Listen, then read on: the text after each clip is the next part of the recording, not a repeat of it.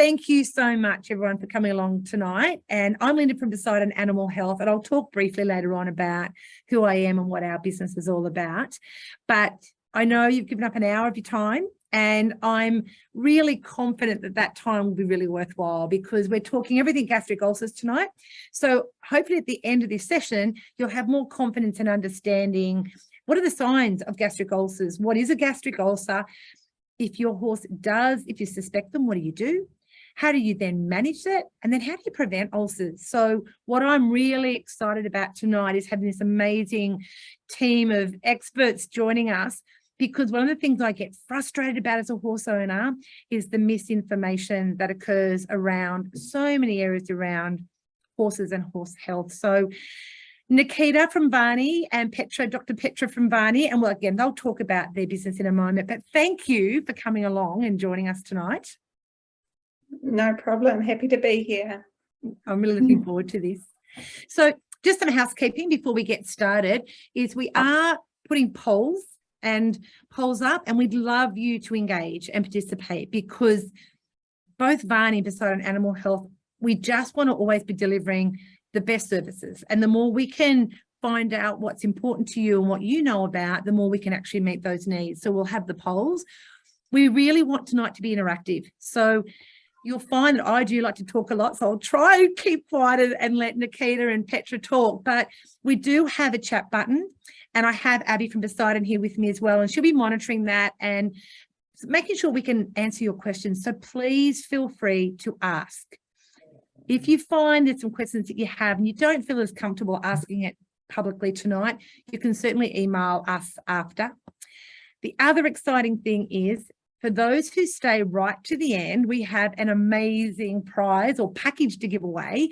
It's valued over $600, and it's an amazing gut package, including Poseidon Animal Health products and a diet assessment from Varney. So it's a brilliant opportunity. So please stay to the end, and what we'll do, Abby's going to put all the names that are still in at the end and draw them out of a hat. So we'll make that really fair. So let's get started. Again, thank you so much, everyone, for being here. And let's head it over to hear a bit more about Varney. And I'll just say what I love, and we've been working with Varney for a few years now, the combination of having an equine vet and an equine nutritionist is something I know I haven't found that combination in Australia, and I think it's incredible, and what a valuable resource for everybody in New Zealand to have this. So again, so grateful to have you both here. But can I find out more about why you set Varney up and what it is you actually do? Yeah, sure. I can jump in there, Linda. So Petra and I literally, I think we're sitting down having a cup of coffee one day, discussing kind of mutual things that are going on in our worlds and the veterinary nutrition worlds. And we kind of thought, hey, we could look at starting something in New Zealand that hasn't been done before, combining both veterinary medicine and nutrition expertise, and kind of I guess educate horse owners, provide good independent advice that was backed up by science where possible, and by our own experience. So that's how it all kind of started, was literally just over a cup of coffee. And here we are today. We do a lot in terms of kind of integrative animal health. So we look at things a lot like ulceration. Oh, I've got some questions popped up. That's nifty. So we look at things like gastric ulcers. I do a lot of, probably more than anyone else in the country, a lot of pasture analysis and things to assess diets and make sure that we are giving the correct advice for horse owners. Yep. And having both sides enables us to kind of, I guess, do a bit more for the horse owner as well. So we can, blood test to ensure that we're, avoiding things like selenium deficiency or toxicity, as well as come up with effective management programs for horses that have gut issues, Yeah. especially. So yeah, that's a little bit about us and how we came about. It's fabulous. And again, I think that often as horse owners, we tend to make some guesses about things. And the more I understand about gut health and diet and nutrition, we have to stop guessing. There's got to be some science or evidence behind what it is that we do. And we'll talk more about that later. So thank you for that. So as I mentioned, I'm Linda from Poseidon Animal Health, and we have recently rebranded. We were Poseidon Equine. And just to keep it very simple, I learned about gut health through my own very serious illness. And even though I've got a master's in health, I didn't even know what gut microbiome was. So learn about it, made changes to my diet and my lifestyle, and literally this life-threatening illness, and the side effects all settled. So once I learned about gut health and how important it was for humans, I was curious to see, was it the same for horses? And gosh, when we started 5 years ago, I had no idea about the amazing impact that we as a company were about to have. And my background's education, which is why we're doing tonight, because whilst we as a company make evidence-based supplements, because that's the other thing I guess I was challenged to see, that not all supplements have the research behind them, that we wanted to have supplements that were best practice and evidence-based, but education and management is priority, and diet. I think about things I did in the past. I've had horses all my life, and I just think, oh gosh, I just didn't know. And when our horses have the impact of our not knowing, they actually suffer. And so behavior, appearance, and overall health is so reliant on what we feed. And we have to make sure we have the correct, knowledge, and so we can make the right decisions. And just to clarify too, Poseidon Animal Health, even though we're based in Australia, we manufacture in New Zealand as well. So we love what we do. I love what I do, and so grateful to be here tonight. So that's a little bit about us. And again, if you have any questions, please pop them in the chat. So let's get started. And when we first got together, we started brainstorming topics. And for me, I had a list a mile long. And so we put it to the vote. What do you think is the topic that is of most relevance? And so we chose this one. So Nikita, I'd like to ask you, because I think you were very, saying this is the one we should start with. Can you just give some background as to why you picked this as our first webinar in New Zealand? Yeah, sure. So it's such a common problem, as most of us horse owners know now, but we're also, we're seeing emerging research and differences in terms of especially treatment, diagnosis, and even our management of this disease. So I think it's still one that is relatively unknown by the general horse population in terms of what should they look for, how can we minimise the risk of horses getting gastric ulcers, how different horses might be affected. So for me, it was just a bit of a no-brainer to start with in terms of gut health. There are so many fields, as you know, Linda, that we could dive into and talk about. But it's such a huge area. So I think if we start off with the stomach, look at ulcers, then yeah, definitely we should do another webinar on the hindgut for sure. Yeah. So absolutely. We're not forgetting about that and even the associations between them. But I think it's a good starting point and such a common problem that we see all the time. Yeah, thank you for that. And from my experience talking to lots of horse owners, there is a lot of confusion and there is a lot of misinformation out there. And we'll talk about this in a moment with Petra, that the fact there are different types of ulcers, and even asking the question when people ring and they say, my horse has ulcers, and I go, well, what part of the stomach? And a lot of people don't even know why that's important. So thank you for that. And so we'll come back to all these challenges later. So before we start, I think it's really important to put this in context. And, I won't ask you to do this, but if I did say to everybody, take a piece of paper out right now and draw your horse's gastrointestinal tract, which is up to about 30 meters. It's that big and it's responsible for so much. Could you actually draw it? And I know 5 years ago, I could not have done that.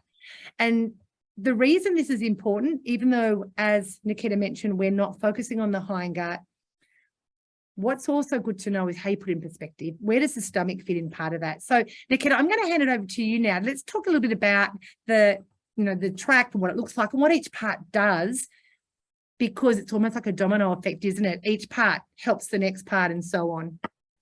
Yeah, for sure. And there's definitely interactions between all the different parts. And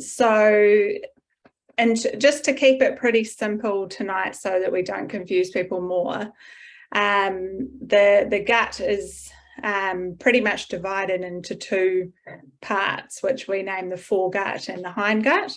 So the foregut is consisting of, I might chuck up a wee picture here, and then that will kind of help. That'd be great. Follow. Hopefully I can find the right one. Give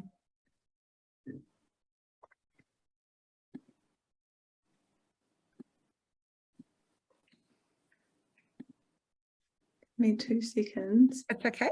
While we're waiting, people can be looking at the polls and answering those. Right. It's just not come up on my share screen option. Okay. Got to love technology. It's always good in the practice, and you get to the live, it doesn't work. Here we go. Oh, Beautiful. have you got a whole bunch, or have you got a? Oh, we can see the horse. We can see the The gut. lovely horse with its stomach. Yeah. Oh, perfect. So, so collectively we've got the stomach and small intestine, which make up our foregut. Obviously, we're going to be focusing on that stomach today and ulcers that affect the two different regions of the stomach. This is where our digestion basically starts. We'll talk a little bit more about stomach acid and its role here. But the stomach and small intestine is where we start to break down like our simple sugars. So that's like our grain-based concentrate, a lot of those types of feeds, our fats, our proteins get broken down into amino acids, all this starts to happen here. And then, the stomach itself is really small in terms of the whole digestive tract. And I think you alluded to this as well, Linda, or it might have been when we were chatting before, but we're talking in the range of kind of 9 to 15 litres. So I always say rugby ball size because we're Kiwis and Aussies, so we know how big a rugby ball is. And so it's really small. I think it might be the smallest in relation to the rest of the gastrointestinal tract for any mammal. So it's tiny really. And then, but everything has to pass through the stomach first, and then it makes its way to the small intestine, and then from there to the hindgut. And our hindgut is made up of our cecum, which is really for anyone that might have cows as well. It's pretty similar to the rumen of a cow or a ruminant species. So this is where a lot of the microbes are, or the majority of the microbes that help to break down the grass that this horse is eating, or whatever fibre that the horse may be eating. And this is a pretty big fermentation vat for the horse, and it's where a lot happens and a lot can go wrong. From there we've got the large and the small colon, and they make up the rest of basically the hindgut. And we get a lot happening here as well. We get B vitamins produced. The horses, like, it's amazing how it can turn pretty indigestible feedstuffs, feed these bugs in the gut and come out with energy basically. And so we get a lot happening in the hindgut. It's a very complex system. And then we've got the small colon as well. We get a lot of water absorption and things happening in the hindgut too. So just from a really basic overview, we split the gut into foregut and hindgut, and then that's just a little overview of the parts. But the hindgut is absolutely huge and accounts for about 60% of the horse's total gastrointestinal tract volume. So sometimes even when I'm thinking about feeding a horse, I'm just trying to imagine the volumes of the different parts of the gut. And even if you just do it as crudely as that and feed accordingly, you don't go too far wrong, because if you think, you know, we always throw these numbers about like horses need 1.5 to 2% fibre of their body weight and fibre per day. And if you think about the horse's gut, well, it just makes sense. So yeah, that's a wee overview. And Really, sorry, Petra, you go. Else to chew their food, because that's one thing people always forget. They spend a fortune on feeds, and then their horse's teeth, they can't chew it properly, so they can't even begin to break it down. Yeah, that's a really good point. Sorry, I kind of missed that whole first bit of the track. Easy to forget about them because they're not seen, but you see that sometimes. You think, gosh, you're spending an absolute fortune on all this feed for your skinny horse, but it can't eat it. Yeah. And just one thing too, I was going to add, Nikita, is that something that's really interesting is just a reminder that the horses are producing stomach acid all the time, and stomach acid has a role to play. It's there for lots of reasons, and I'm sure we'll talk about that later. But if they're producing stomach acid all the time, whether food is present or not, then, you know, it's quite obvious what's going to start leading to some problems. So, but, you know, I think it's great to put this in context and to see how big it is. And again, we're focusing on the stomach today, but when you put it in context, there's so much more to the horse than the stomach, but it's a really important place to start. Thanks, Nikita. No worries. Sorry, I was just trying to navigate around stopping sharing my screen. So you've done well. You've done well. So we've just mentioned problems that can start to happen in the stomach. So Petra, I'm going to hand this over to you now. What is a gastric ulcer?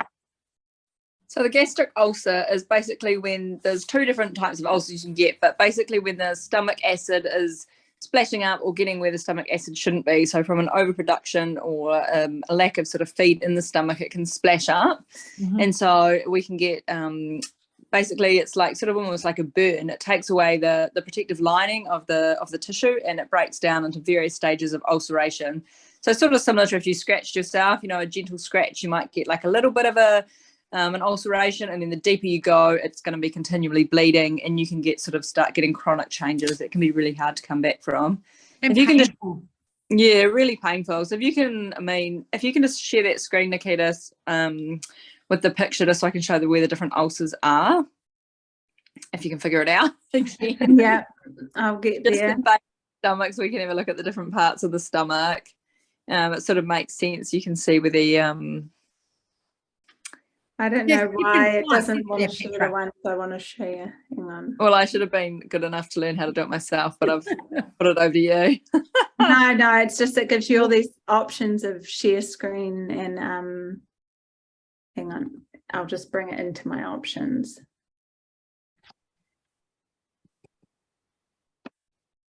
I'll start talking anyway. So one of the reasons I was bringing up the dentistry earlier is just because horses continually, every time they're chewing and swallowing, they're producing bicarb in their saliva, and that's sort of a natural counteract to the acid that they're also continually producing. So the horses aren't like humans. They can't turn off their acid production. So they're always going to be producing it, which is why they should always almost be eating, which is why we can get into it a bit later as well. But the fasting horses or intermittent feeding can become a problem for this reason. So this is a basic outline of a equine stomach. And there's a few extra parts we sort of don't need to see, but we've got this demarcation between the two parts of the stomach here. The bottom part, which looks redder on the screen, that's where the acid's produced, and the top part is just mucosa, so just cells, and they're protected to a degree, but when the acid from the bottom starts splashing up, it starts eating into that tissue, and we start seeing various grades of ulcers from that. And then the other place that we can also get ulcers, I don't know if you can point to it, is in the pylorus. So that's just as the entrance between where the stomach turns into the small intestine, and there's another sort of little sphincter there. Probably a lot less research, the pyloric ulcers actually, than the ulcers in the main body of the stomach. And I think that before we could scope, we sort of didn't really understand that there were even two types of ulcers. We didn't realise that just treating we were just treating with the metrazole and we weren't always seeing the right results. And now we've sort of discovered when we look down on this part of the stomach that actually some horses will look fine when you initially go in with the scope, but you go around to the pylorus and they're just really ulcerated. And they show all sorts of horrible clinical signs. They're actually harder to get rid of, and we need to involve some other treatments other than just giving a metrazole to help try and get rid of those. I think that's sort of an area of a bit more research to carry on. They think there might be some links to non-steroidal use for those ulcers, but they're still not really sure why some horses get one or the other or both. What's our next topic? Do you want me to start talking more about the different ulcers, or you can do that different ulcers? And I guess too, what are the signs? Like if you think your horse has got gastric ulcers, what are the signs? And then what do you do?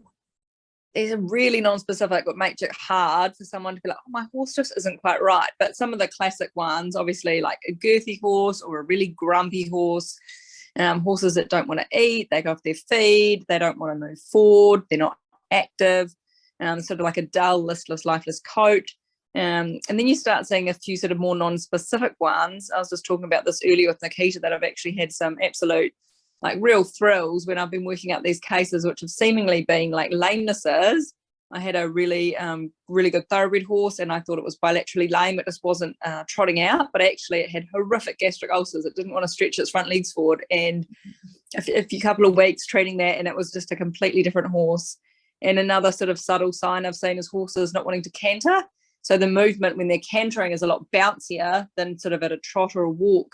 And so we thought these horses had perhaps hind end or like sacroiliac problems, and we're going down this track to try and sort of block their legs. Oh, let's just scope them. It's pretty easy to do now. Yeah, horrific ulcers. Treat them. Oh my gosh, they're happy to canter now. Yeah. Just unbelievable things for me learning as a vet as well, because I think probably only in the last sort of 4 or 5 years that the gastroscope's become affordable for a lot of veterinarians to get hold of. And so before we didn't have the option to really diagnose these things really well. And so it was a bit of a guessing game, but now that we can definitely diagnose it and definitely treat specifically, it's just incredible that it can account for like a huge range of symptoms. Yeah. Really mind-blowing.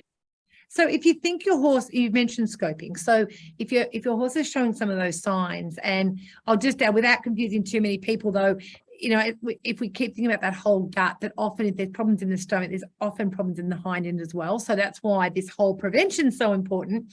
Focusing on the gastric ulcers. So your horse is showing these signs. What do you do? I personally, and I've changed my mind a lot over the last couple of years, because I used to be happy to sort of do a treatment trial, but now I'm really big on actually scoping. I know for some people it's expensive and it's a little bit of an invasive procedure for their horse, but the information we can gather, in my mind, is far outweighs any of the risk factors that go with doing it. And also the actual treatment's really expensive too. So the cost of the scope and the whole scheme of things, I personally think is well worthwhile. We can just gain a huge insight into the grade of ulcers, so we know perhaps how long we're going to have to treat for, whether they've been chronic or acute, and where the ulcers are. So whether we're going to have to just treat with a metrazole, or whether we're going to have to add in some antibiotics, or whether we're going to have to add in some other medications. And also that we follow it through and make sure they're healing, so that you haven't wasted all this sort of money before we can then go track to handing over to you guys to make sure we can prevent them from coming back.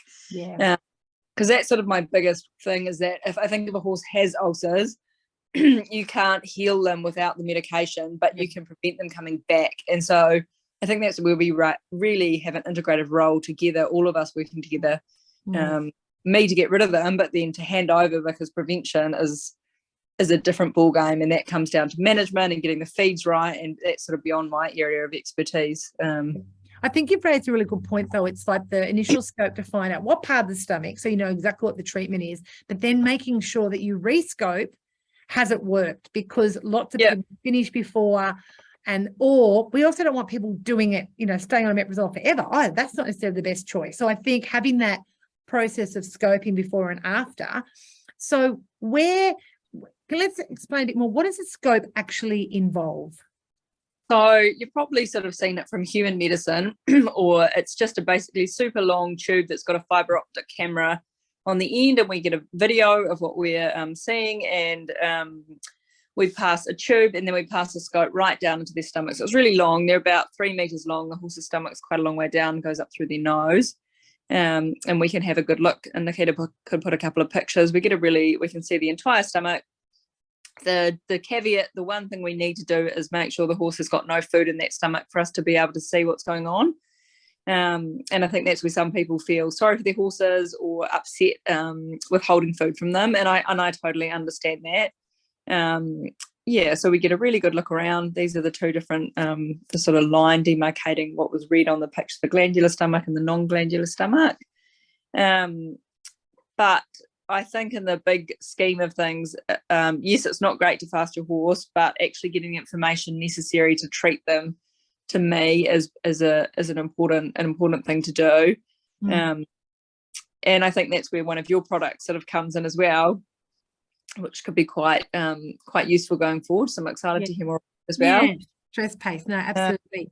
So Nikita, did you want to talk about I think you're right, Petra. People often say, I don't want to scope my horse because I'm worried about the fasting period before and even when they're sedated after actually triggering. We're also getting some questions coming through here. So what we might do is answer this question about the fasting and the problems, and we might jump in and have a look at these questions and see what's coming through. So Nikita, over to you about the risk of fasting and what your thoughts are on that. Yeah, so in terms of sorry, I was trying to play tech whiz there, and I missed a little bit. But in terms of like a one-off fast for a scope and then long term. Well, just that people often say, I don't, and I used to be that person, I don't want to scope because I'm worried about fasting. It's the worst thing I can do. And just by fasting, I now will trigger an ulcer that might not have been there. Let's chat about that. Yeah, there's actually some decent research that was done that showed that kind of one-off fast wasn't going to have a huge impact. And yes, we might have, the horse may be a little bit uncomfortable. They're not always happy about being fasted overnight, that's for sure. But I think the benefits definitely outweigh the risk in terms of that one-off fast. And I completely agree in terms of diagnosing properly. We see it a lot, and even up until a couple of years ago, treatment trials were probably the main go-to for ulceration because scopes in New Zealand were just really hard to do. And I do understand that there are still areas in New Zealand, especially pretty remote areas, where people just can't get to a scope or it's just not practical. So you may try, like a treatment trial for that. But if you can actually get in there physically, then the benefits of that one-off fast far outweigh the risks. And there's also some, kind of protective things that we can use as well. And Linda, you might want to elaborate a bit on your stress pace here. Because for me, it's probably going to be a game changer in terms of something that we can give our horses pre-scope that's going to protect their stomach, protect that lining that's a little bit more exposed because there's no food in the stomach to protect it from that acid splash especially. But it's not going to affect the results of the scope. So rather than, giving the horse a metrazole to stop that acid, we can protect the stomach short term too, which is quite exciting. Yeah, look, it is exciting. And our stress pace is the most unique product, and it's used for a whole lot of reasons. But in terms of gastric ulcers, what it does, it has pectins and it has protection for the stomach, and it also has a buffering. So whilst they're fasting, you're getting that stomach support. But also, while they're fasting, those beneficial microbes aren't being fed. So it gives them that support as well. And we've got some, very clever people working behind the scenes at Poseidon. And when the stress pace was developed, working with vets to go, would you support this pre-scoping? And even after, depending on how long, when they're sedated and they can't eat anymore, it's giving them that support. And the vets are loving it. And we're finding it's being used I mean, stress paste gets used for lots of reasons, but for, pre-scoping, it's such a great idea. And it just gives comfort that, you're not lying in bed thinking, oh my God, they're fasting overnight and that acid's just burning away. They're getting some support. So, as always, work with your vet on that. But we do have lots of, research and support from our consultants to say absolutely. The other thing just to keep in mind is that they're just standing in a box as well. So it's not fasting and exercising, which is where a lot of the issues come in with why so many thoroughbreds have ulcers as well, I think, because they're sort of fasted and then they're out moving. I think that's where a lot of the issues come back. That's a really good point. That just takes a bit of the fear away as well. Yeah. And it probably points us to one of the questions which we could probably answer in that same train of thought. Just around the splashing. Oh, is that from Huia? Hi, Huia. Yeah. Glad that you're here. I just saw that one first, so I thought, we could probably answer that while we're here. Do you want to read that out, Nikita, and answer that one? Yeah, so Huia has asked, you mentioned splashing of acid damaging the upper part of the stomach, where this is more vulnerable lining. And for this reason, it's becoming popular to give your horse a small amount of fibre feed, like a couple of handfuls of Fibre Pro, which is Fibre Protect, but everyone will probably know that product. It's a Lucerne-based product before exercise, especially if they are travelled to get to where they will work and may already have an empty tummy, a more empty tummy than usual. Is this a technique you endorse to help prevent ulceration? And I know for me, this is one of my number one go-tos in terms of a feed management plan for preventing or even preventing ulcers from coming back, especially for ulcer-prone horses. So yes, I absolutely advocate giving a small fibre-based feed before exercise. And it's best if it's a Lucerne-based feed as well, because it just has the best buffering capacity. It's high in calcium and has some nice things in its protein that make it particularly good in terms of protecting that stomach. And it just gives, we've all seen kind of demonstrations and things where we put some fibre in a stomach or in some stomach acid or in a Coke bottle, and we shake it up and it actually really just stops that physical splash as well. So for me, it's a huge pardon? It's like a little blanket for the acid. It is a little blanket, and also that's why Lucerne or Fibre Protect and products like that are so great, because as well as being that physical blanket, it also, I like the blanket analogy, it also helps to buffer that stomach acid too. So really useful when traveling, before work, before exercise and travel for sure. Yeah, and I just use a slow hay net, and whenever I'm tacking up, I'm always giving them some hay, and working with racing stables now, starting to encourage them to do the same thing. And often they think they're doing the right thing by giving a big grain feed before they work them, and trying to say, how about you give them the hay before you exercise, and they can have that after. So I think that was a great question and great answer, Nikita. Thank you for that. No, we have another question here. A couple here, okay. I think this might be one for you, Petra. Can you read the chat? Would you want to read that out to you? Yeah, read it out to me. I could read it before, but now I can't find it. Okay. Is it possible? This is from Sue. Thanks, Sue, for putting this question in. Is it possible to age ulcers? For scoping, the horse has to have an empty stomach. Is there a risk, I think we've answered this, of creating more ulcers by fasting and then traveling the horse to the clinic for scoping? So maybe the first one we haven't answered, though. Is it possible to age ulcers? We can't age them in terms of this is 3 days old or this is 2 weeks old, but we can definitely see whether they're chronic or acute. And I think sort of chronic something going over more than, say, 3 to 4 weeks, where we'd start to be able to see hyperkeratinization. So the cells are starting to almost like if you've got like a blister and it sort of becomes like a hardened sort of callus. You can see the changes in your skin if you've got a callus on your hand, and you can see the similar sort of changes in a stomach on the ulceration. You'll start to see like thickened areas. You do see that. And also the depth of the ulcer as well. So if you've sort of got a shallow one and it doesn't have any hyperkeratinization around it, it's probably quite recent. Whereas if you start seeing deep gouges, like big sort of troughs and humps, and then really thickened tissue, then you know it's sort of a chronic issue. Yeah, so not exactly by days and weeks, but yeah, you get a fair idea if they've been going on a long time. Yeah, great question and great answer. Thanks, Petra. So, Nikita, do you want to do the next one? This is from Jeanette. I hope I pronounced your name correct.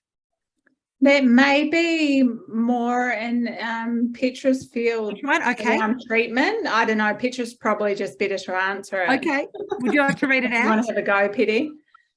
Do you want I me sort of to? read that one before. Is that around that they've been treating the ulcers for the third scope and they've still got Yeah. pyloric ulcers? Yes. I mean, I can't comment. I haven't seen the ulcers myself, but I personally, it's another sort of controversial area, and it's taken again from human medicine around the fact that there's in humans they can get like an ulcerative lesions in their stomach caused by a bacteria called Helicobacter pylorus, and we think there's something similar in horses, but the research is still quite new, and they don't see it in every case, so they're not sure if it's completely.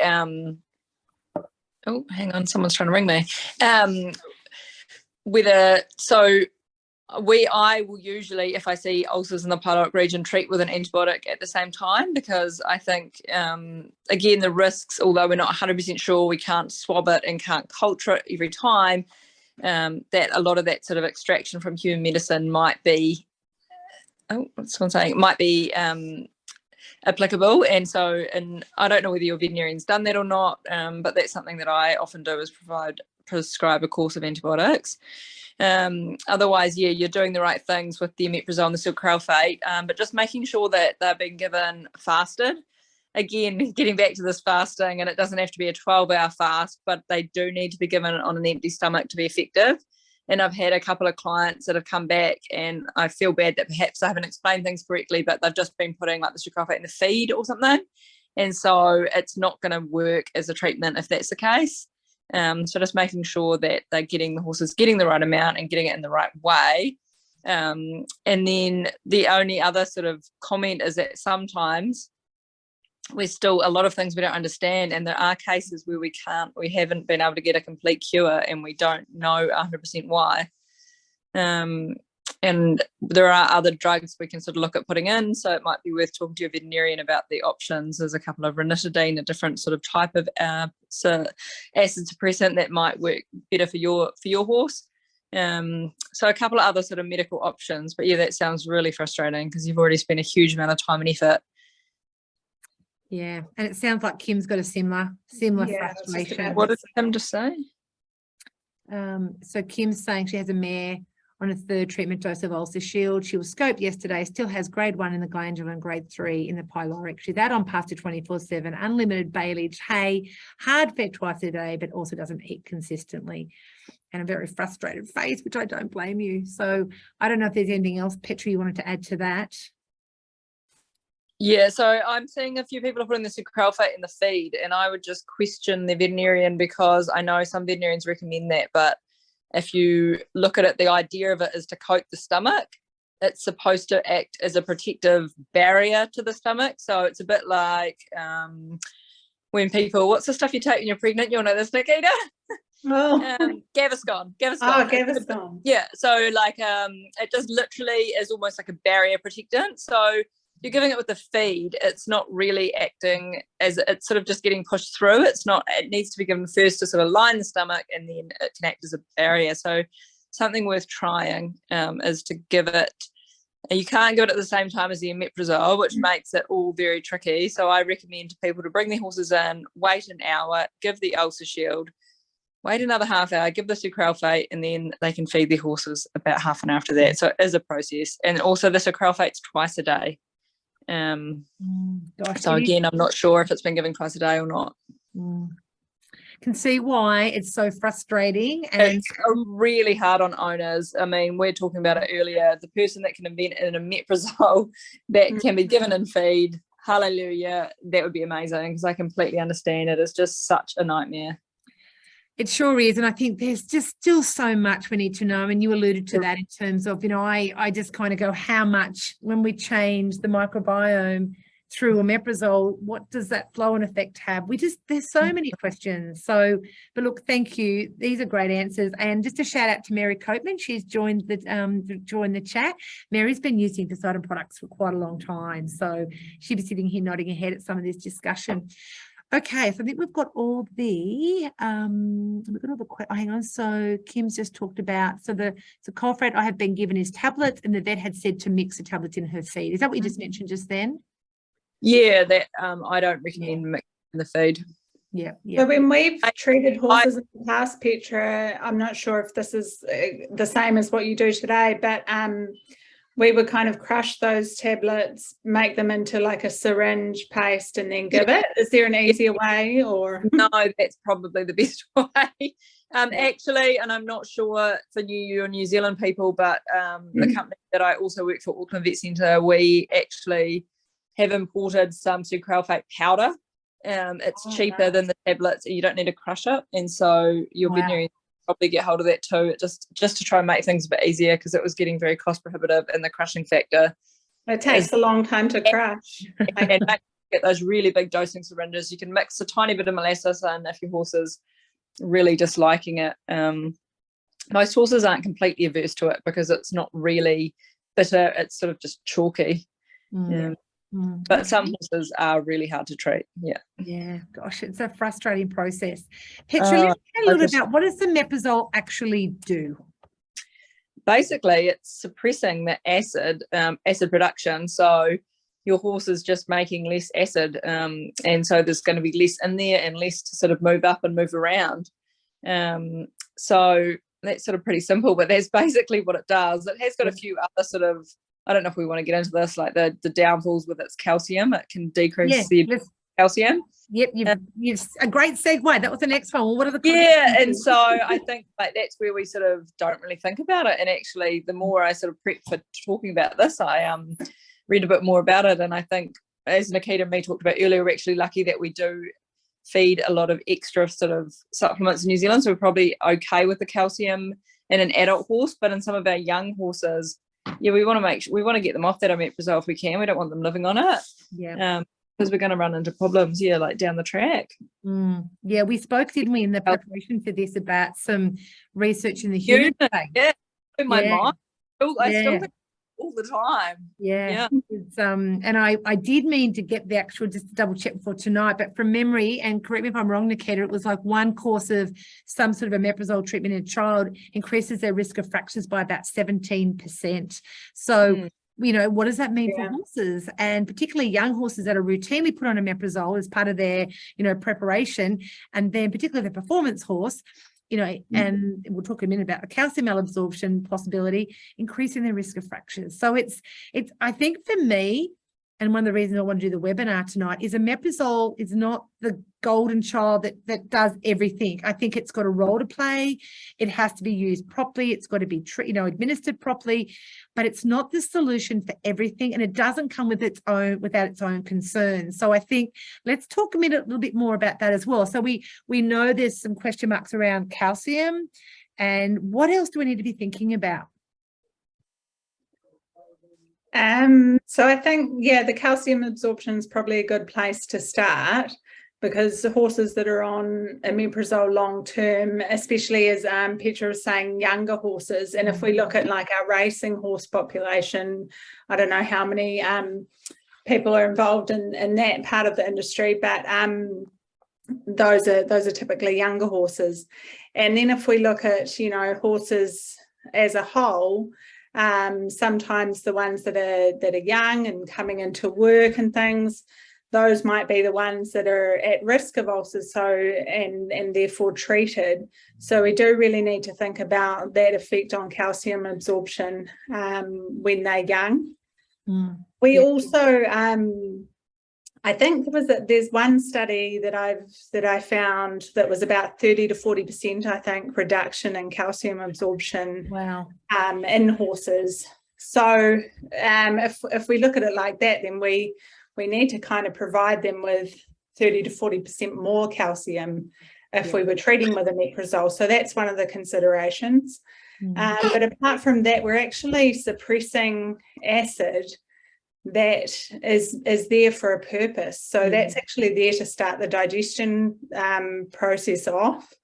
So if we're doing that long term, then we're really not getting value apart from anything else, but we're not getting the value and the nutrients that we want from our feed. And that's not just calcium. Yeah. That'll be a whole range of feeds, especially those that are digested in the stomach and small intestine. So that's our a lot of our simple carbohydrates, our fats, our proteins.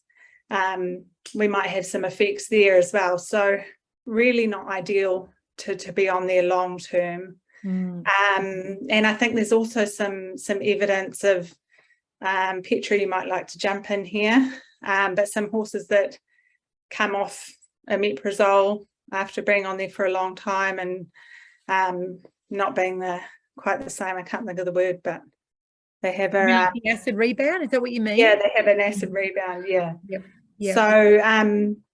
So there's a lot of considerations, but even just from a simple digestion point of view, it's really not ideal. So what we want to do is treat these horses, treat them, and properly.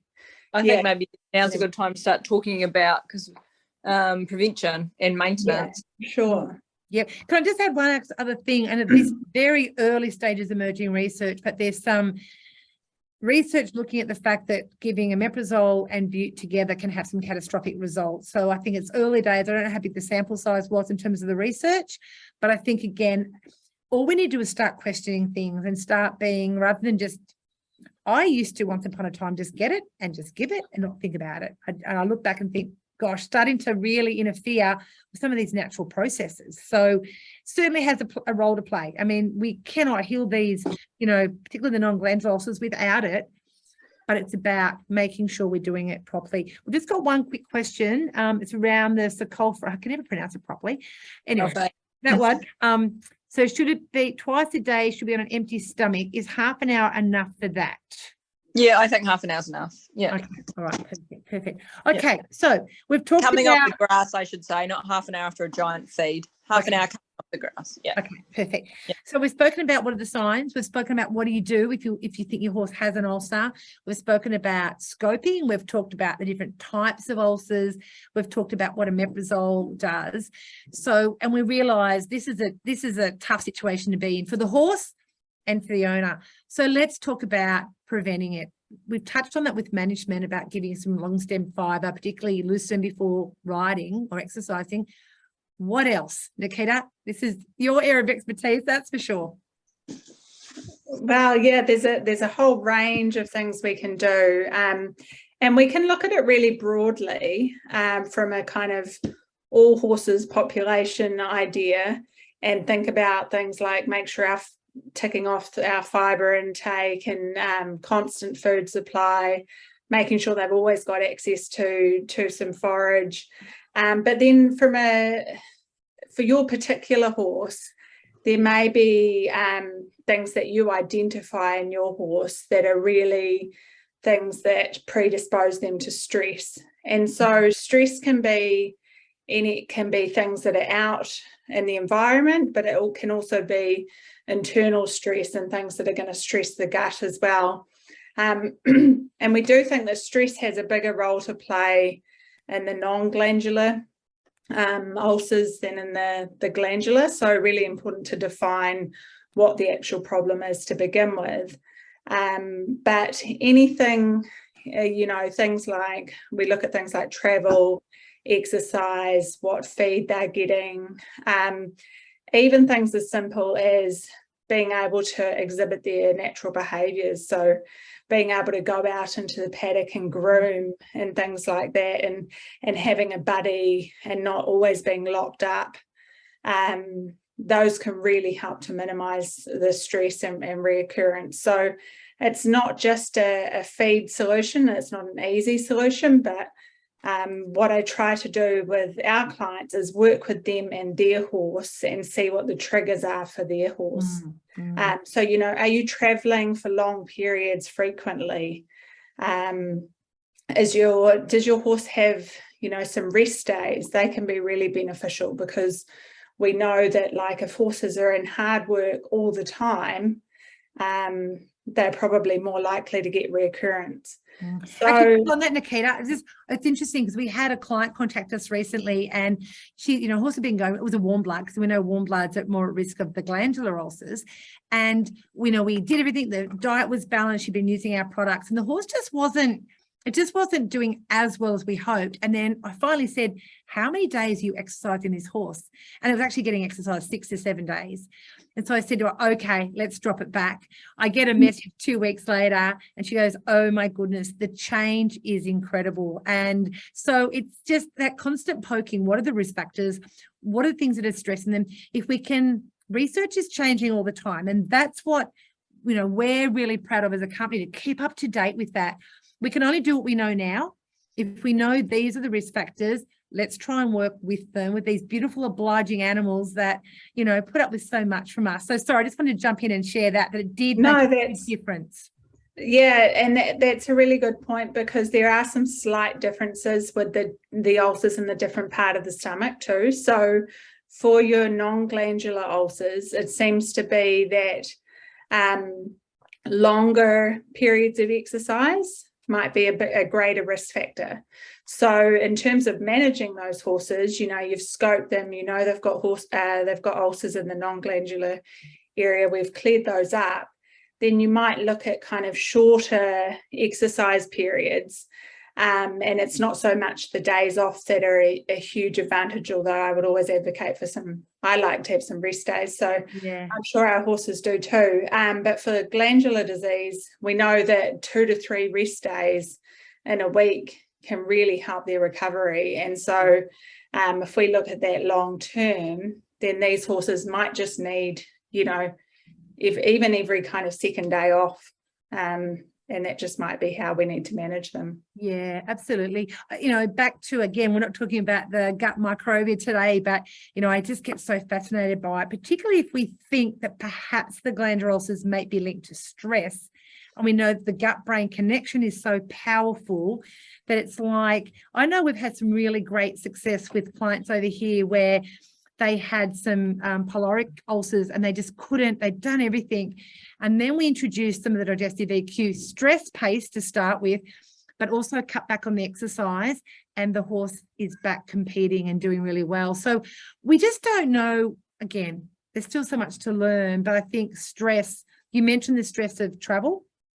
And again, and I'm not trying to make this a product plug, but the reason we made Stress Pace was because I had an off-the-track thoroughbred that was competing, this is years ago, and I knew the 10-hour trip down to Werribee from where I lived, by the time I got there, even with stops, even with giving him hay, I knew by day 3 he would be cranky, girthy, and you come back to that picture that you showed before, the large colon near the girth area, if you get all that inflammation. Anyhow, it was hot, everything. He went off his food. He had trouble with his canine transitions. He lost weight, and it was just a disaster. Traveling home, we left early in the morning, but it was like 40 degrees. And I look back and think, gosh, that they, lucky they didn't have heat stroke. So when we created Stress Pace, we looked at all the risk factors for stress, for transport. So we've got the stomach buffering, we've got betaine for hydration, we've got B vitamins to keep their appetite up, we've got, feed for the gut bacteria, because we tend to underestimate how damaging stress is. So, it's about the diet, making sure the diet's balanced, isn't it? And so that you've got everything, diet, management, and then evidence-based supplements. And I'll keep coming back to that evidence-based, because not all supplements have the evidence behind them. No, absolutely not. It's different. We do what we can. That's what we do as horse owners. We do the very best we can. So again, thank you so much for people that have come along tonight, because we keep learning. We keep learning new things. Nikita, I know we have another question, but I just want to make sure, was there anything else you wanted to say, Nikita, about prevention? I think I was just going to say, just to lead on from what you're talking about and the linkages with the whole digestive tract. Often we see some really good things happening by implementing these management changes, and we see them for the whole digestive tract. So I will often see, for example, I might put a feed management program in place for a horse that's had ulcers. But then we'll see improvements in the likes of fecal pH, and we'll see, you know, some improvements in terms of condition and things. And so a lot of those things are probably coming about as a result of an improvement in hindgut as well. So they're absolutely connected. And luckily for us, the management side of things in terms of feeding and stress is going to have a positive effect for the whole digestive tract. So it's a win-win. Yeah, absolutely. I mean, I know they have a different track to us, but as humans, when we're stressed, you know, digestion gets compromised and nothing works properly. So, but then we don't have somebody trying to make us go for a big run and a big stride out. So I think that, yes, we are different species. However, again, and I've been learning lots and lots about stress and production animals and how much of an impact it has. It's no doubt true of horses, and if they're stressed and they're making more stomach acid, and the whole thing just starts to this domino effect. So again, having the challenge is when you get a horse that's already got a history of ulcers, and that trying to get them back to that status quo where you can then go to the prevention. But hopefully after tonight, you'll get so much more confidence about going through these stages. So just want to grab what's one question so I don't forget it. Petra, this is one for you. What if you can't scope a horse for whatever reasons? Maybe you can't transport them, we just can't get access. What do? Yeah, it's not the dream because we can't tell exactly what we're treating for. So we tend to just try a omeprazole trial, and so we do a minimum of 3 weeks. And it becomes a bit of an anecdotal thing whether you think you see an improvement or not, because we've got nothing scientifically we can actually measure. The only frustrating side is if they did have pyloric ulcers, we tend not to want to throw antibiotics at something we can't diagnose just for the sake of it, and the same with sucralfate. And then we sort of get into so you'd probably end up doing a omeprazole trial for 3 weeks and seeing whether you saw an improvement. So it wouldn't be gold standard, but you might get lucky, or you might see no improvement and then we still don't know if we've got pyloric ulcers. I think that would be your sort of best option out there. It sort of puts us into another question where we're sort of wondering, and if you've got no option, then don't feel guilty that is your only option.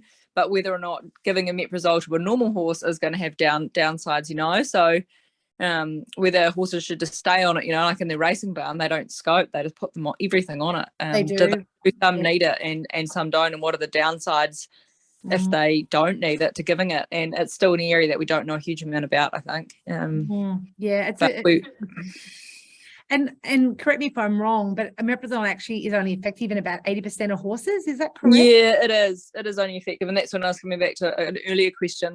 There are some horses we can't win. We don't know why. We don't know why they don't respond. But we're not, you know, we're not magicians, and we've only got a certain amount of tools at our fingertips now, and we're always doing more research and always trying to get more ahead. But sometimes we just can't fix everything, and it's incredibly frustrating. Yeah, that's right, exactly. But I mean, I just love that you're here sharing your knowledge tonight. Well, I think that's why we need the big picture, and that's why, bowing back to the very first question, as a veterinarian, with people coming up to me and saying, how do I fix these things in my bloods? I can take the bloods.